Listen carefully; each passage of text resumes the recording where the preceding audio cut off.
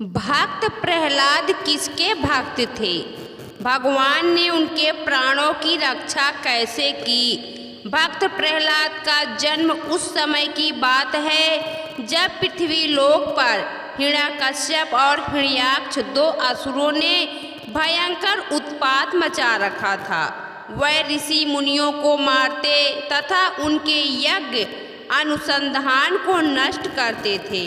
उनका देवताओं से भी कई बार युद्ध हुआ, किंतु देवता उनकी मायावी शक्तियों के सामने टिक नहीं पाए।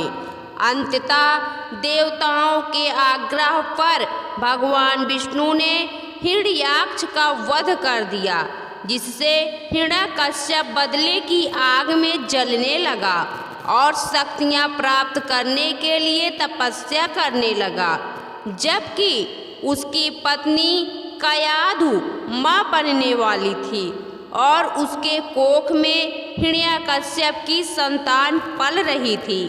इस बात की खबर जब इंद्रदेव को लगी तो उन्होंने सोचा हिरण्यकश्यप की तरह उसकी संतान भी दुष्ट प्रकृति की होगी, अतः उसका जन्म होते ही वध कर देना उचित होगा।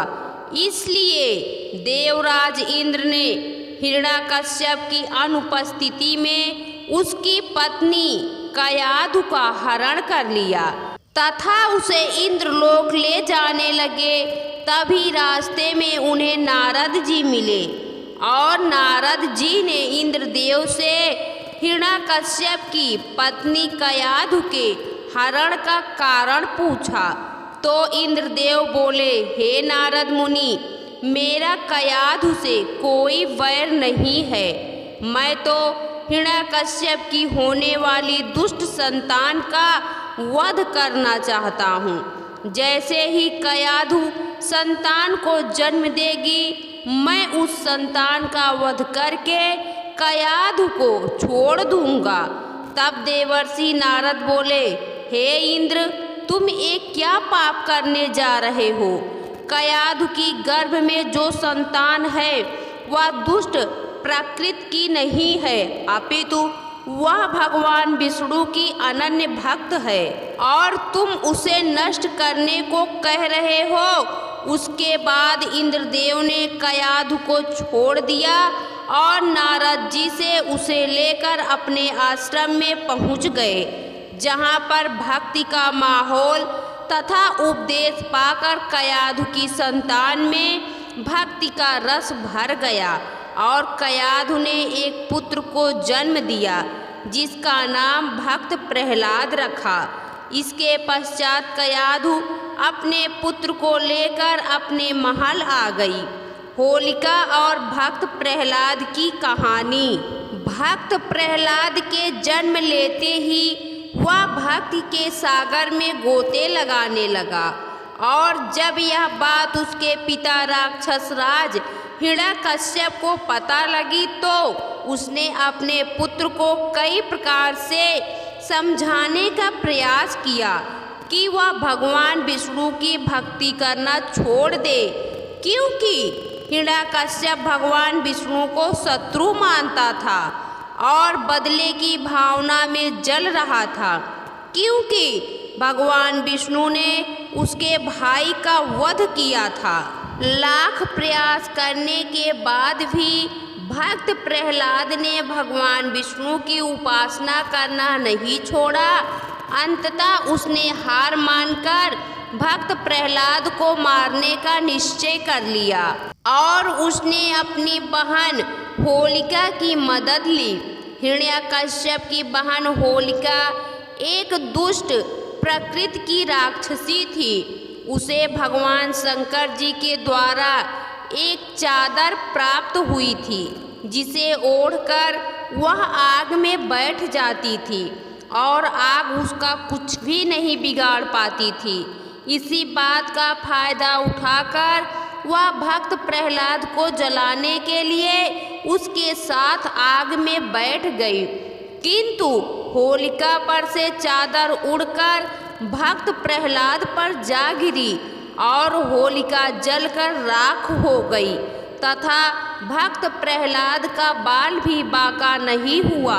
इस प्रकार से होलिका और हिरण्यकश्यप के गलत मंसूबों पर पानी फिर गया और हिरण्यकश्यप अपनी बहन को खो बैठा।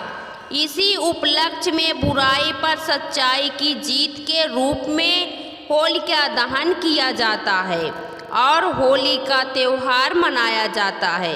भक्त प्रहलाद और नरसिंह अवतार अपनी बहन होलिका तथा भाई हिरण्याक्ष के बाद हिरण्यकश्यप भयंकर क्रोध में जलने लगा और सबसे पहले भक्त प्रहलाद को समाप्त कर देना चाहता था। इसके लिए उसने गर्म लोहे का एक खंभा तैयार किया और भक्त प्रहलाद को खंभे से लिपट जाने को कहा। भक्त प्रहलाद ने ओम नमो भगवते वासुदेवाय नमः का जाप करते हुए उस खंभे का आलिंगन कर लिया और भगवान विष्णु की कृपा से वह खंभा अपने आप ही शीतल पड़ गया। यह सब देख हिरण्यकश्यप को बहुत ही क्रोध आया और उसने भक्त प्रहलाद को उसी खंभे से बांधने का आदेश दिया तथा मारने के लिए अपनी तलवार निकाली और उसकी तरफ बढ़ने लगा और बोला, आज तेरी मृत्यु निश्चित है। अगर तेरा भगवान इस खंभे में है तो उससे कह दे कि वह तेरी रक्षा करने आ जाए। जैसे ही हिरण्यकश्यप ने भक्त प्रहलाद को मारने के लिए तलवार उठाई, अचानक एक जोरदार का धमाका हुआ और खंभा फट के चूर चूर हो गया और उस खंभे से भगवान विष्णु नरसिंह अवतार में प्रकट हो गए। उनका आधा भाग सिंह का और आधा भाग मनुष्य का था। उन्होंने हिरण्यकश्यप की तलवार को तोड़ दिया तथा हिरण्यकश्यप और भगवान नरसिंह के बीच बहुत देर तक युद्ध हुआ। भगवान नरसिंह ने अभिमानी हिरण्यकश्यप की सारी शक्तियों को नष्ट कर दिया, जिससे उसका घमंड चूर चूर हो गया।